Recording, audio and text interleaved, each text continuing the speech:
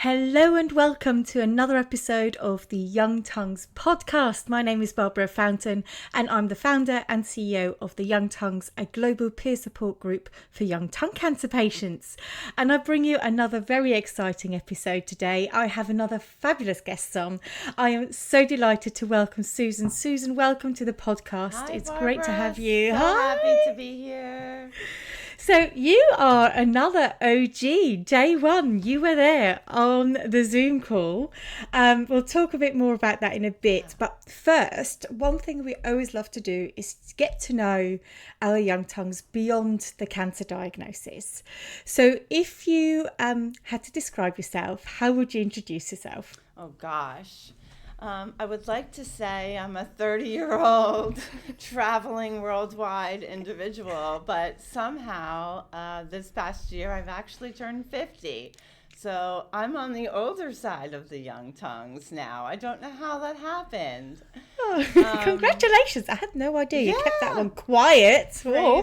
Crazy. I don't even believe it. Sometimes I'm like, aren't I 41 or 35? But here I am, 50.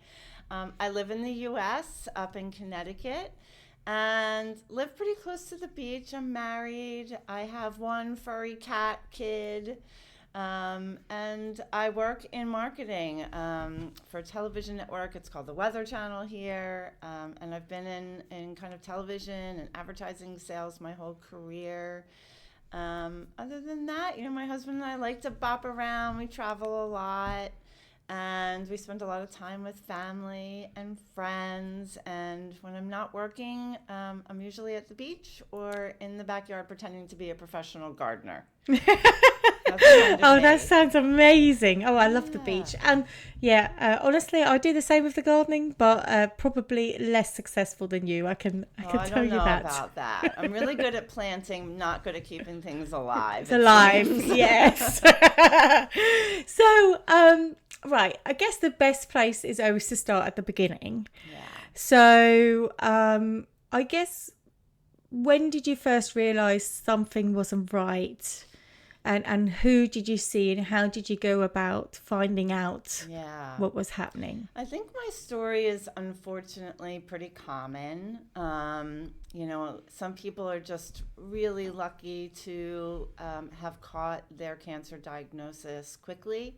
But for me, it didn't happen that way. A little over about 4.5 years ago now, I started to notice there was kind of a sore on the left side of my tongue in the back.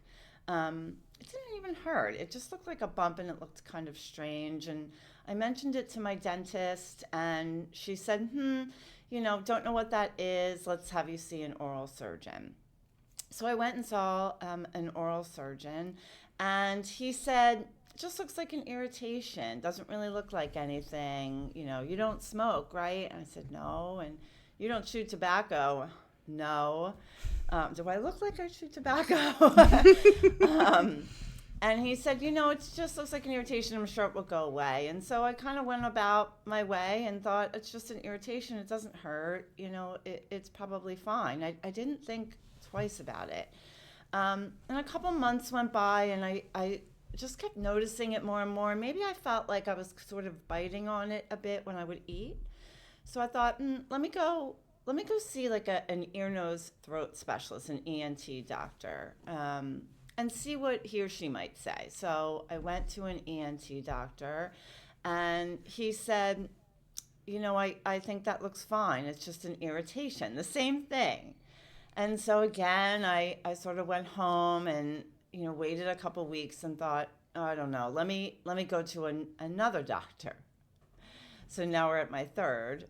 And this time again, an oral surgeon, and he looked at it a little bit more with a focus, and he thought it was what was called like a lingual tonsil irritation, which I didn't understand. I kind of came home and Googled, like, how do you have tonsils in your tongue? And that didn't seem to make sense to me. So I thought, okay, one more time. And I've always been, since I was a kid, a bit of a hypochondriac. I think it was inherited from my father and my grandmother, to be honest. And so it kind of kept like spinning in my head a bit of something's wrong, something's wrong. And at that time, it actually started to hurt a little bit more, and I felt like it was kind of getting bigger too. So I went to a fourth doctor, and what happened at that time it was we were just going into COVID, and so it was hard to get an appointment. And when I went in, he said to me, "It looks like a growth. I don't think it's a problem, but let's just remove it." And I thought, okay, all right, some action. Let's remove it. And he said, no one's doing elective surgery right now. So we'll schedule when we can get you back in. No worries. And I went home and I thought, okay, we'll get rid of it. We'll just get rid of it. But I started to also think about why it was there and what was causing it. And sure, okay, we'll get rid of it. But like, why was it there to begin with? And I started Googling. And every time I would put symptoms in or description of what I was seeing, it kept coming back as tongue cancer. And every time I would Google tongue cancer, it was like I couldn't find a lot of information. I could just find images, and the images, quite honestly, were really frightening to look at. And so I called the doctor back and said, you know what, I want a biopsy.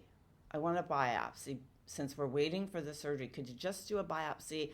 Because in my mind, I'm starting to think this is something more, and let's do a biopsy. So I went in the middle of COVID. He had like a plastic mask over his, whole head. It was like a whole shield. And he did the biopsy. And a week later, it came back benign. And I thought, okay, it's not cancer. He's right. It's just some strange growth. Let's get rid of it. But he told me it would be months until I would be able to have the surgery. So I went about my way, and I started to feel worse over a couple months. I started feeling dizzy. My ears started to really hurt. My tooth started to hurt. I noticed I was losing weight, and I couldn't figure out if I was losing weight because I was eating less because it hurt, or was there something bigger going on? And so I made a fifth doctor's appointment. Now, and I paused there for a second, because could you imagine going to 5 doctors? Like, most people, wouldn't have the time to do that with their life and, right, day-to-day pressures. But also, like, you go to a doctor and you expect to get an expert opinion. And, many people don't push back on that opinion, because we're taught to just really believe what the doctor says. And we're taught that they've been educated and they have experience. And so they're giving you, advice and direction that should be trusted. But I'm inquisitive, and I always question things. It's just who I am. So I made an appointment to a 5th doctor. And when I went in and sat down, it was like, within 2 seconds, the total vibe of that appointment was drastically different than every appointment I'd had up to that moment.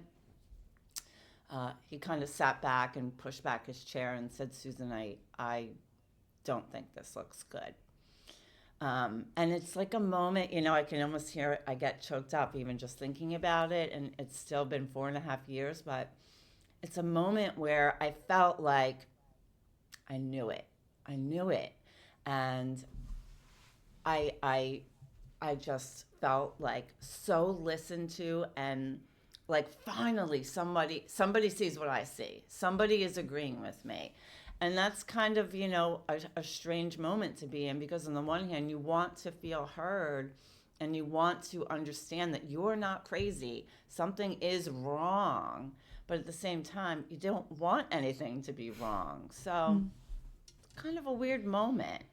I can so relate with you. Yeah. I mean, anyone listening will be able to relate with you, because even people who haven't had cancer have had things like that happen to them, where they go, but something isn't right, and I can't tell you what or how. And it's really interesting that you say that the first biopsy came back benign. I've just recently learnt that apparently 60% of no, that's not right. It's not 60% of it. There's a 60% error rate. Oh, I didn't know that. In the traditional way of doing biopsies, which is either puncture or incisional, and a lot of that really relies on the person taking the biopsy and taking it in the right place and to the right depths. And actually, it's not necessarily anyone's fault, because quite often on the surface, it's really hard to see what bit is cancerous and what not. Yeah. And, even sometimes the ulcer, part of the ulcer can be cancerous and the other part of the ulcer tissue maybe is not. So it's like it's almost like we're doing it in a really old school way. Yeah, random.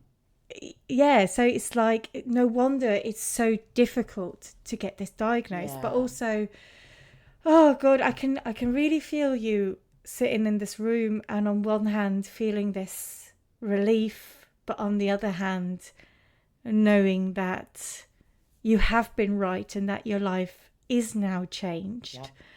Yep. I guess, how did you proceed from there? How did you cope? Yeah, Dr. Shervin was his name.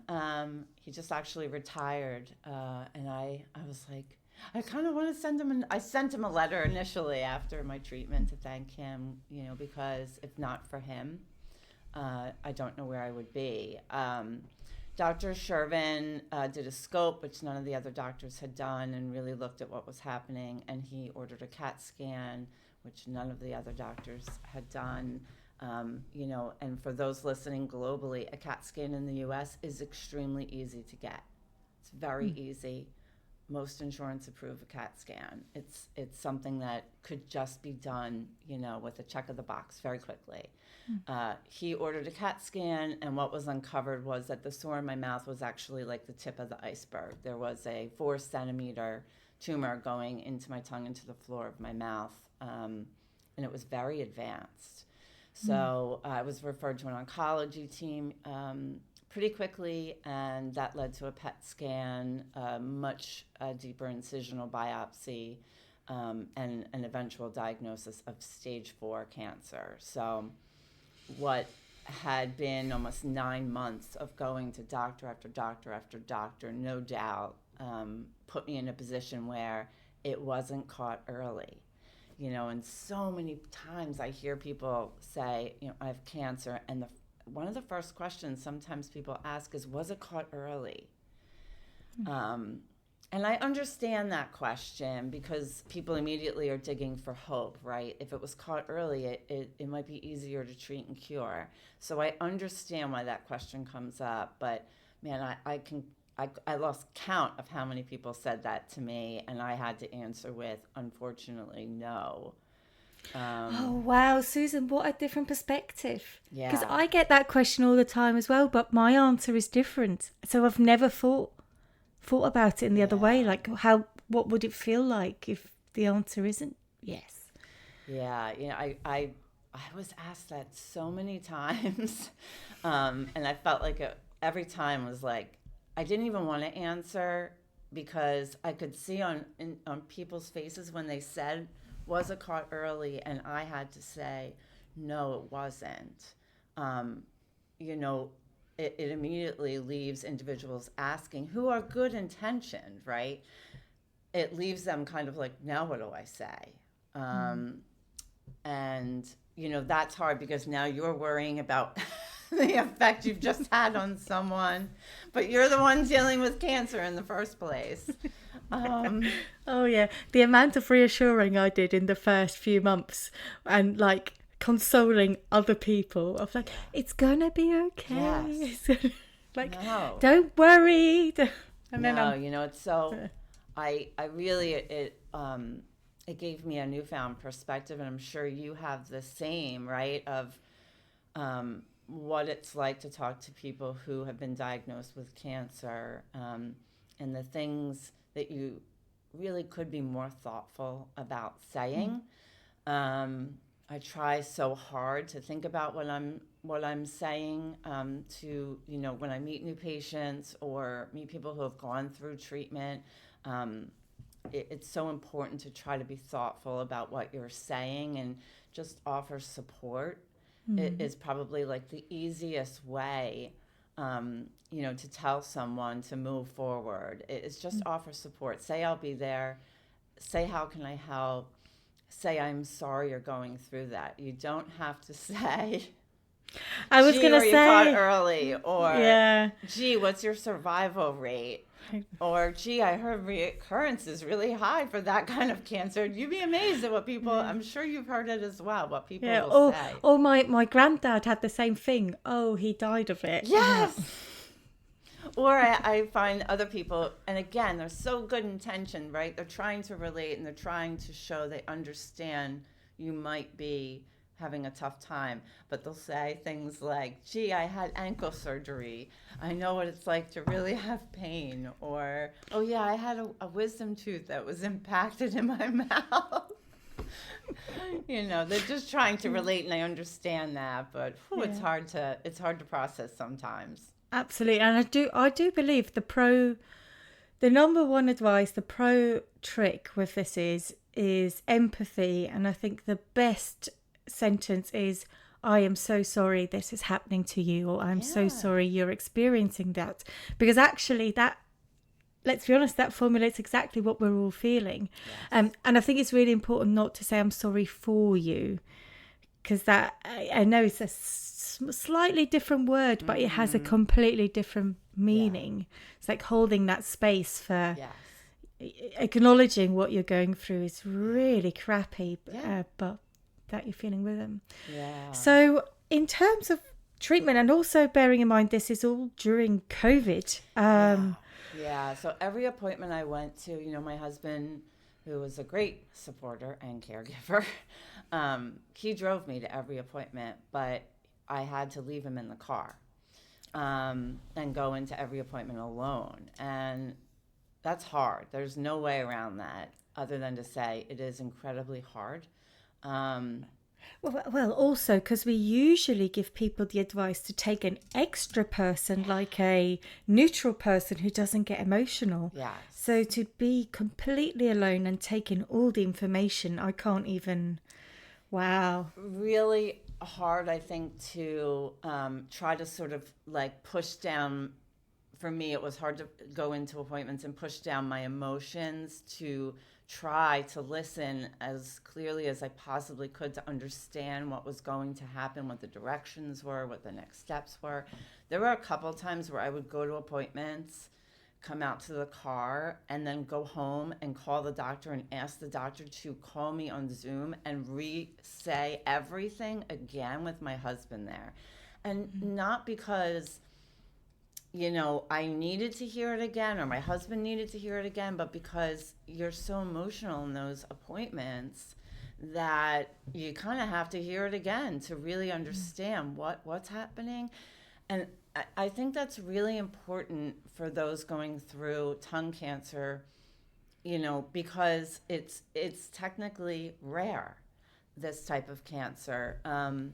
Most of us, unfortunately, have run into or have family members who maybe have had more common cancers, like I'll use breast cancer as an example, where for the most part we all probably on some level understand what that treatment plan is going to be. Even if you don't know anyone who's had breast cancer, you see it more on television, you've read articles, or maybe you've seen something on social media, and so you're more familiar, I think, with that kind of treatment. When I was first diagnosed, as I'm sure you were, Barbara, like, what kind of treatment do people have for tongue cancer? You just don't know. I remember Googling and being very frightened by what I saw. I remember reading this one article of like, okay, you're going to have reconstruction, and they're going to use a skin graft from your arm. And the way they test if your arm is good for that skin graft is they'll grab your arm and they'll push down on the veins to see if you have good circulation to be a donor spot, to donate skin and veins from your arm. And I remember going into the surgeon's appointment, and we talked for a minute, and then he said, "Can I see your arm?"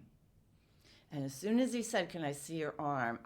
I almost had the urge to just pull it back and say, "No, you can't," because you knew. I read an article and I thought, oh God, he's checking my arm. He's going to check my arm. And so I reluctantly put out my arm, and sure enough, just like I read on Google, he pressed down on, the two kind of veins that run along your arm. And he said, oh, you have good circulation. We're going to most likely need to reconstruct what will be removed from your tongue with a flap from your arm. And that, I think, for many patients is really jarring. It was jarring for me because I didn't know anyone who had that done. I never heard of it. A skin graft at all, much less taking a skin graft from your arm to fix something in your mouth, felt very barbaric to me, and like I was taking pieces of my body to move in other areas. It just felt frightening. And I just didn't know anyone who had done something like that, and in that appointment, I was alone. I came out to the car, got in that seat and shut the door, and I looked at my husband and I just started crying. I couldn't even tell him what the doctor said because I was so frightened of that myself. I didn't even want to say it out loud, what was going to happen.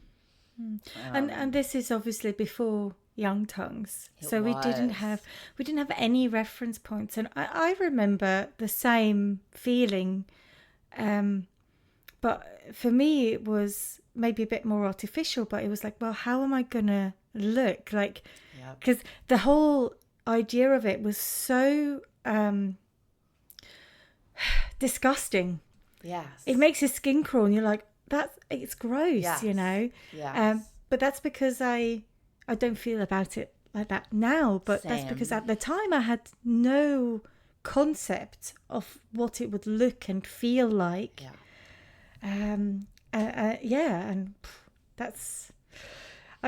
Thank God we've got the Young Tongues now. I mean, I might be biased, but no, you're not biased. It's. I remember after that appointment, I came home and, like I said, I'd been on Google, and my family will say I'm a big researcher. Anytime there's a problem or something, I dive in. I learned after years of therapy now, I've learned that the way I quell or care for my own anxiety is to research and get facts and information to help me process it. And that's how I personally have learned over my lifetime to care for my own anxiety, is get as much information as you can. My therapist has said that some people run towards a problem to deal with it and others run from a problem. And I evidently am one of those people who run towards. The more information I have, the better prepared I feel I am. And it seems to help reduce my anxiety. Everyone's different though.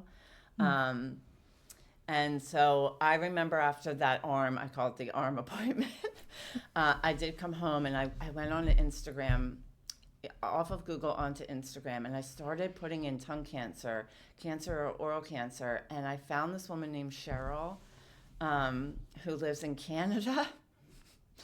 And she had been posting saying she had tongue cancer, and I immediately reached out to her.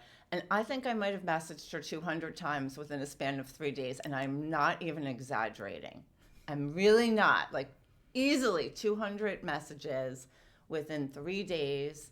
And I asked her every single nitty-gritty question that I needed an answer to, and she answered me in such a giving way. Wow. And in such a supportive way. I was a stranger, and she helped me to see, okay, she's had the same surgery. She moved on to have radiation and chemo, I believe, and she helped me feel less alone. And it was quickly after that, I kept searching on Instagram, and I ran into Jamie, who's also, an OG Young Tongue and has been on this podcast. And I started to see some of her content as well. And she was just a few months ahead of me, honestly. And so she had just been diagnosed and was moving into surgery. And she had been recording some content about what she looked like and sounded like before surgery. And so I started following her and I started messaging her. And quickly after that, I think I came to Steph and then to you, Barbara. And the idea that there were other people who were going through the same diagnosis and expected surgery and maybe similar treatment was just immeasurable. Because while my husband was doing everything he possibly could, there was no way for him to truly understand what was going on in my mind. And I have very close friends who unfortunately have had cancer, but not tongue cancer. And it's just so different. So it was so helpful to meet all of you, to have that support and that understanding. And the guidance as to like what to expect, really. Yeah. No, really true. I had lots of support from other cancer patients, but no one had tongue cancer or head and neck, like the people that I was seeing face to face at the time. This was pre-COVID, and on one hand, I found it really helpful because there was always helpfulness there for other things, but it also made me feel even more alien, like more strange in this like big cancer community, and I'm the one with like the weird face. It's like, oh, okay.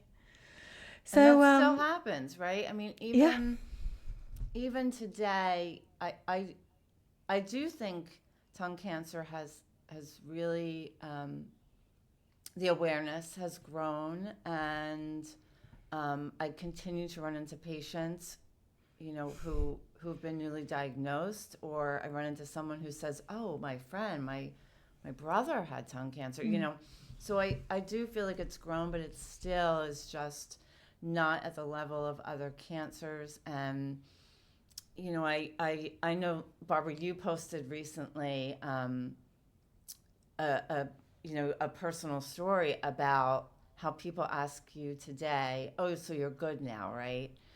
And it hit me so strongly because so many people ask me that. Oh, when did you have cancer? And I'll say 2020. Oh, you good now? So many people. And, you had shared in that post, yeah, I am cancer free, but like I'm not good. Like, some days I'm not good. And I think for tongue cancer patients, survivors, it's different having tongue cancer. And I never want to sort of say, oh, this cancer's harder or worse or easier than others. But for tongue cancer, as you know, it affects you every single day. It's how you talk and it's how you eat. And those are two things that you can't kind of put aside and ignore for the day, right? You go about your day speaking all day long, and you get through the day eating in order to survive. When I'm not talking like going out for a Friday night, like taco dinner with friends, it's literally how you nourish yourself. Yeah. I'd say there's a third one as well, which is the way you look. Yeah. And I know most of us don't have big facial disfigurements, but I've noticed there's been, I'm very lucky, I've only some subtle changes, but it's the way you express yourself as well. And if you are missing some facial muscles, or have a cramp, which we get sometimes in our jaws and things, it does affect the way you interact with the outside world. So it definitely does. And so many patients have had to have, surgery Mandala through their splits, jaw, and many patients have had to have teeth removed, and it really, I think that added, I don't want to say cosmetic, but the added visual impact, it puts another layer on. It's not as easily hidden. As other cancers might be, but on the flip side of that, because it's inside your mouth, many people think nothing's happened to you. And I think I really struggled with that my first year after treatment, because I felt like, in a way, my body was betraying me a bit and not representing what really had happened to me. I was sort of going out and I looked okay on the surface, but inside I did not feel okay, and I very much struggled my first year to year and a half. both mentally and physically. And at times I felt like I look at myself in the mirror and say, oh, you don't even look like you feel. What's going on here? It's almost sort of like I was mad. I sometimes didn't look worse on the outside. And I know that sounds completely irrational as I say it. But in a way, I wanted so much for individuals to see what I had gone through, for my grief to be validated. And when people would see me and I looked fine, I felt really unseen in a way. That's not crazy at all. That makes total sense to me. I really relate with that. And it's that old thing, no one sees pain. Mm-hmm. Unless you're grunting and gurning all day and going, ow, ow, ow. Yes. Which I also can do sometimes. Well, I was actually just going to go, oh, I hope my husband's not listening, because I do that all the time. Not cancer related, funnily enough. I was very, very much not the complainer, but hey, give me a cold and I'm a drama queen.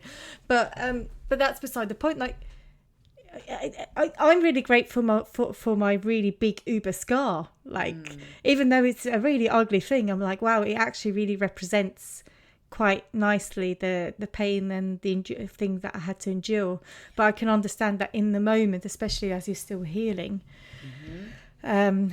And you might have had some other physical changes. I mean, I know you lost weight as well. I lost weight. So people were going like, oh, it's great, you lost weight. I can remember I lost 52 pounds, and I was overweight a little. I wouldn't say a lot. I was probably, in America we sort of say like average size. I was a size 12.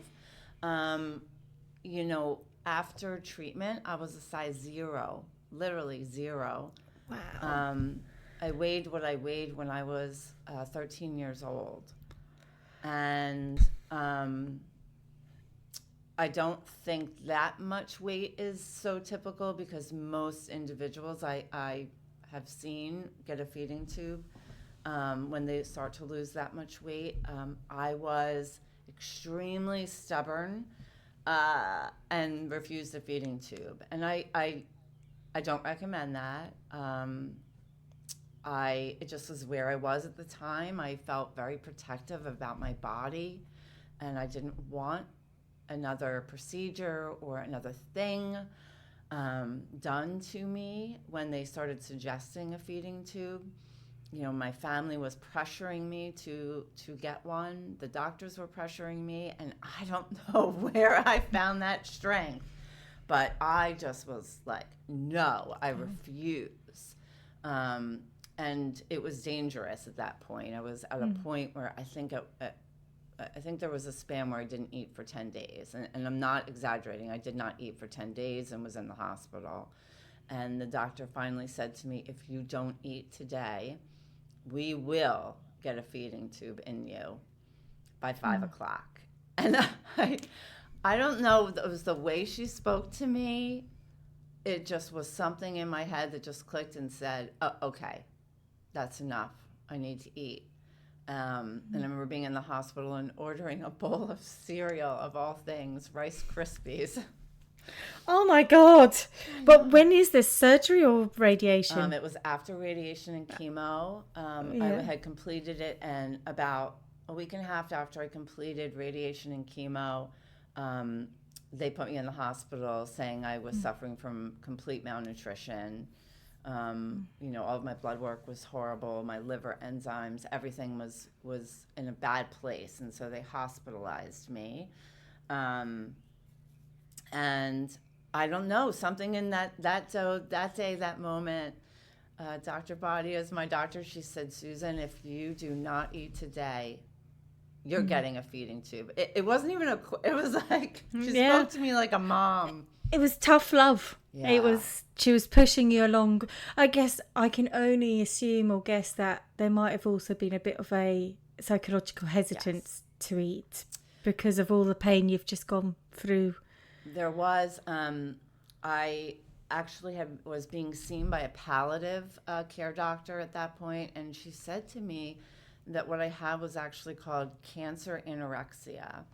And it is a documented diagnosis. It's when individuals have gone through cancer treatment and they develop what's called a food aversion. And it starts mostly from the pain of eating, and so you stay away from food, but it starts to manifest as almost like a desire not to eat at all, and it borders on similar symptoms of a general anorexic diagnosis of complete food aversion. And she diagnosed me with that and said it is more common than you hear of. But again, most people will get a feeding tube at that point, and so that aversion is sort of like bypassed in a way. And I don't know, just that day, that doctor, that discussion kind of pushed me to open the hospital menu and order cereal. And it came to the room, I remember, still to this day, it didn't smell like anything, just a bowl of Rice Krispies. It was cold, the milk was cold, and I don't know, I just took a bite and it was like a switch went off of like, you gotta eat, you have to eat. And so from that point forward, literally, I just started eating very slowly again. And I'm lucky I found that strength to do that. Many people do not, and I 100% understand like the struggle to find that strength. And you know, it's sort of what I call resilience of like, it doesn't discount anything you've been through. It's just, you gotta dig deep and find just a little bit of courage to sort of push on. But I know how hard that is for so many people.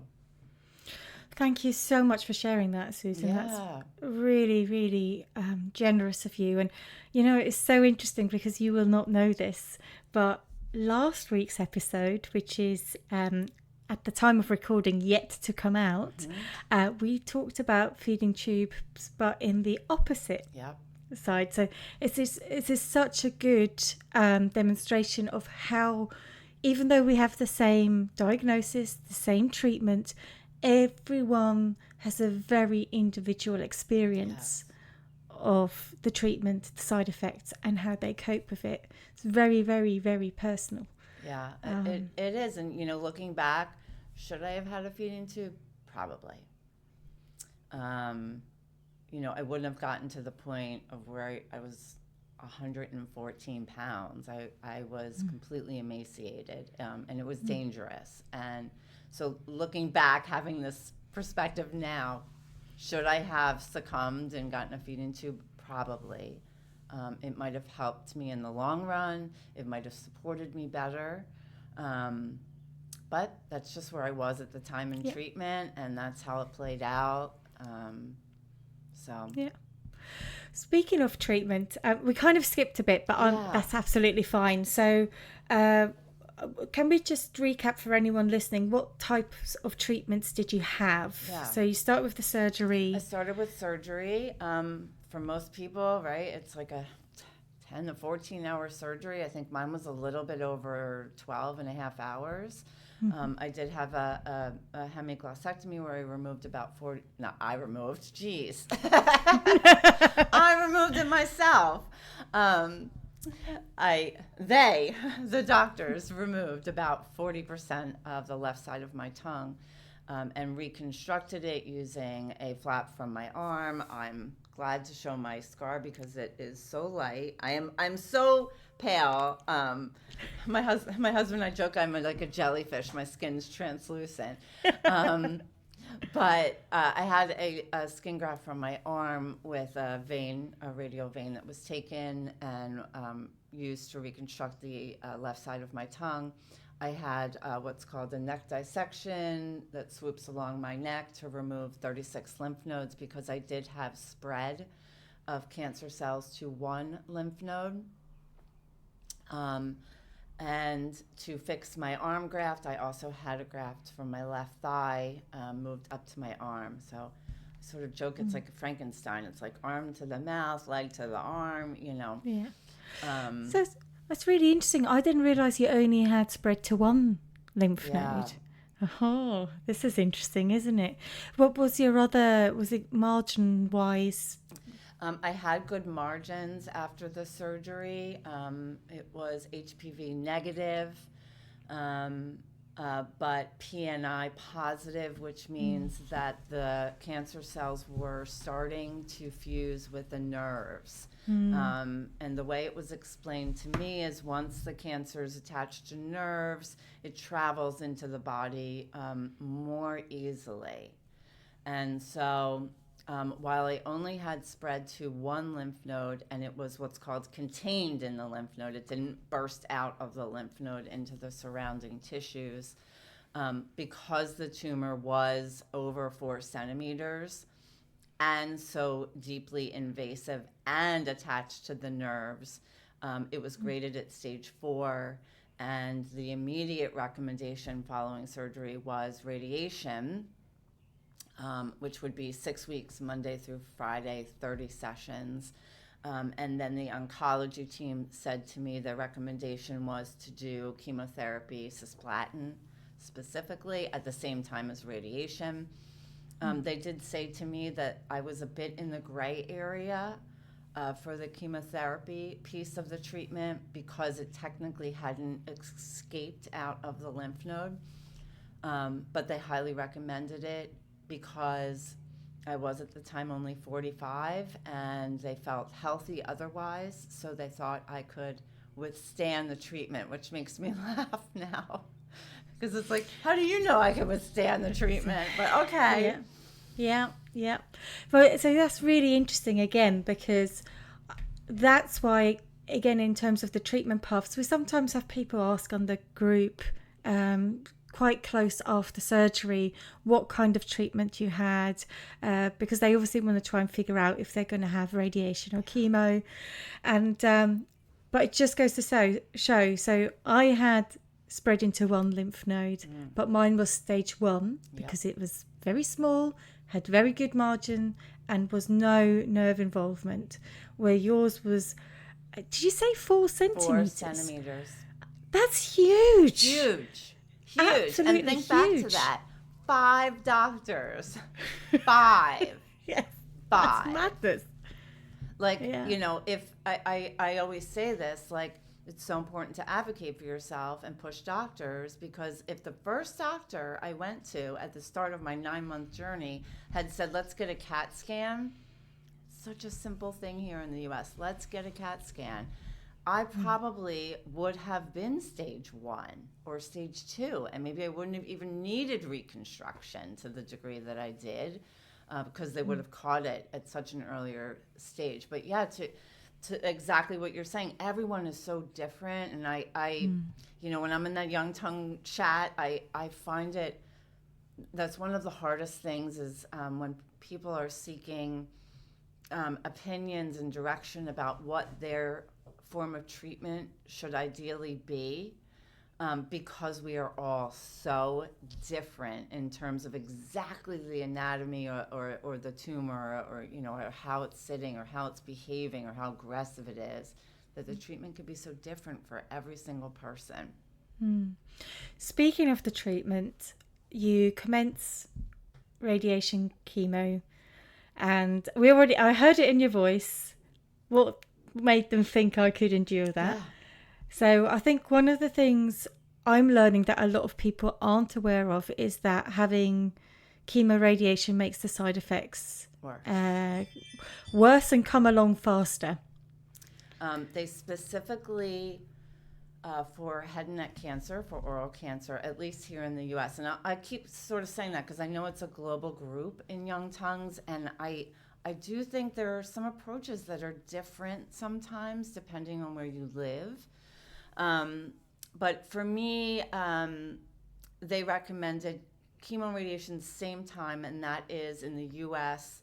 the traditional or typical approach to treating oral cancer. They have, the way it's been explained to me, many trials and a ton of research that show when you layer the radiation and the chemo together, that the chemo actually makes the radiation work harder. Yay for us. And so across that 6 weeks of radiation, Monday to Friday, every day, on Mondays, I went for chemo. And so you're having them at the same time. And, that's different if you talk to other cancer patients, like a breast cancer patient, where typically you might have radiation, then be done, then chemo, or vice versa. The other way around, usually, yeah. They aren't done at the same time. But research has shown adding them together has a more positive outcome for cure and survival rate. So we did them together, and the decision for me, and that's really all I can speak to. The decision to do the chemotherapy was one of, I didn't want to hear you have cancer again in a few years, or however long, if that should happen. I didn't want to feel like I didn't give it everything, and then should it, God forbid, come back, I didn't want to be in a position of second guessing myself. Oh, if I had just done the chemotherapy, maybe I'd be in a different situation. I didn't want to take that on myself. I wanted to be able to say, you know what, if this comes back, I gave it everything. And I know that might not be the right decision for other people. And I totally understand it. It's such a personal decision, but I just felt like I didn't want to ever second guess myself or feel that I could have stopped this in some way in the future. And so I made the decision to do both. And again, the doctor said, we think you can handle it. And I did, but wow, just have no idea how hard it is. And I think only tongue cancer patients, understand how unbelievably challenging that treatment really is. I would go as far as saying only tongue cancer patients who've had radiation. At the very minimum, it doesn't matter if it's radiation chemo, but if you've had radiation, yes, that's when you have the full understanding. And I do exclude myself from that because I feel on an empathy level, having seen all your photos and knowing all of you, I can understand to a degree, but I'm never ever going to truly understand the day-to-day grueling of getting through this. But I feel like if I felt good after surgery, not good, but I felt okay after surgery. I thought, okay, I will learn how to eat. I will learn how to speak again, because after surgery, it was very difficult to understand me at all. And I remember thinking, I'll get through this. I feel okay. And I sometimes wonder what it would have been like if I hadn't had radiation and chemo, what I would feel like now day to day, because the radiation and chemo was harder for me than the surgery. Absolutely.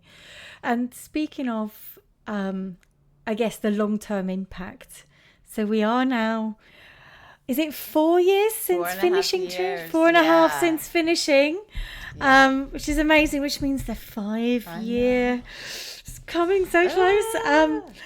But how is life now? How does it contrast? And I think maybe as a closing question also, what are your sort of hopes for the future?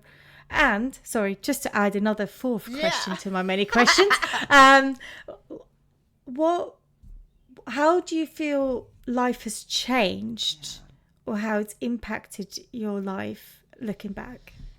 Yeah, I think, day to day, I will say I'm okay. It's such a hard question to answer. For the most part, things are okay. I go about my day. I went back to work full time.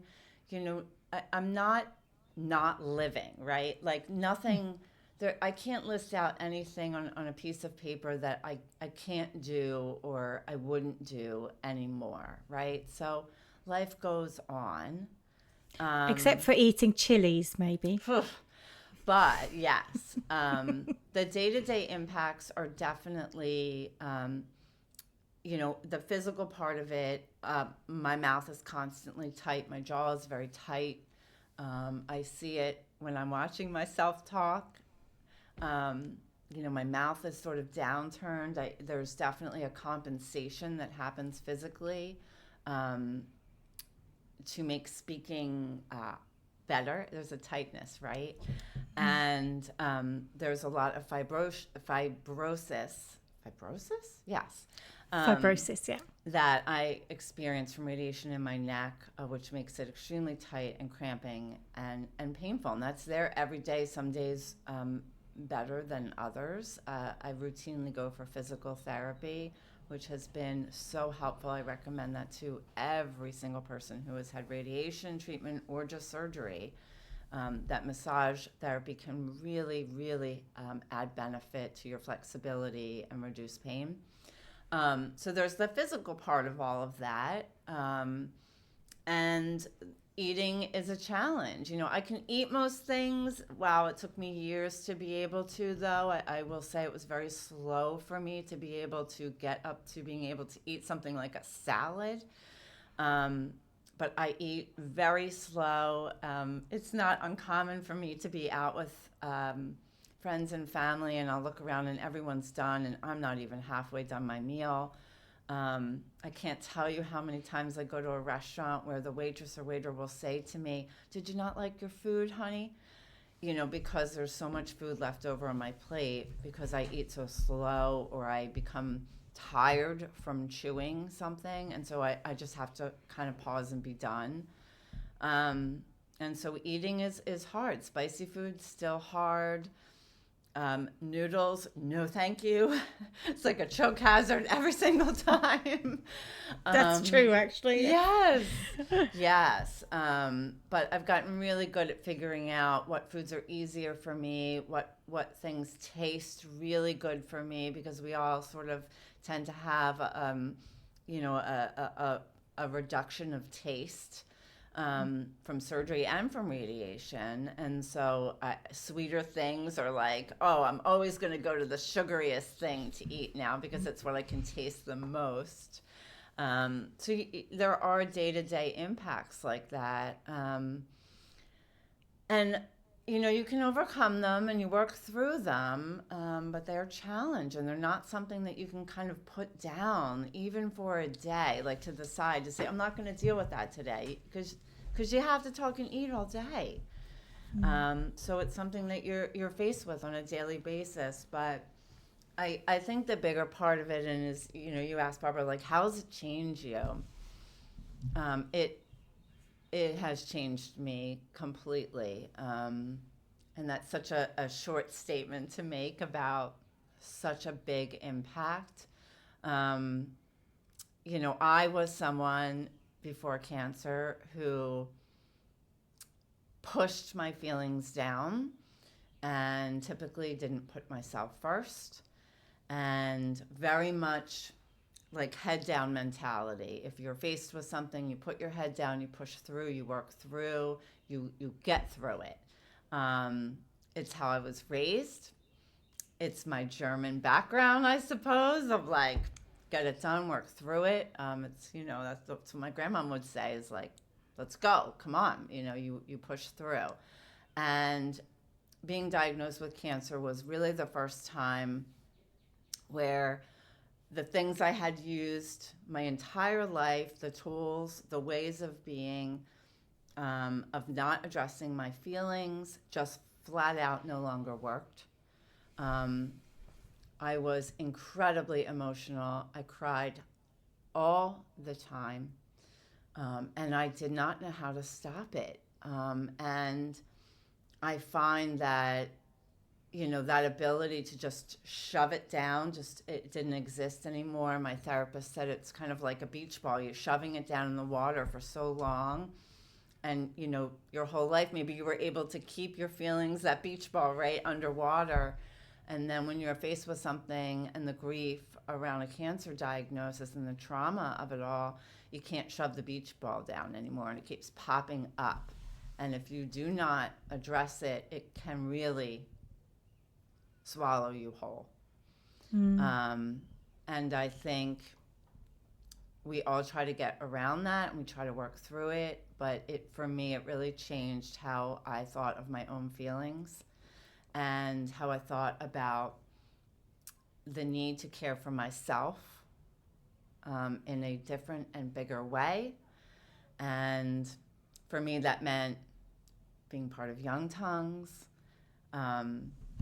opening up myself to conversations about emotions and feelings and trauma and grief and trying to find ways to work through that. It meant going to therapy and working through and talking about my feelings and acknowledging my feelings and processing everything. And I think that was such a huge change, because now I'm in a place where I no longer sort of ignore what I might be feeling. I now sort of acknowledge what I'm feeling and put weight to those feelings and validate my own feelings and the importance of what I'm feeling. And that wholeheartedly is drastically different than how I approached myself before cancer. So I'll never say cancer was a gift, but it did give me perspective to see in a much greater way that what I'm thinking and feeling is important. Oh, so nice. So beautifully put, Susan. Thank you so much. And you hinted at it, becoming part of the Young Tongues. Well, with that, you didn't just mean coming to the first meetup and being a valuable member of the overall community. Susan, you even stepped up, because when I asked you and I said, help, I need a trustee, can you come?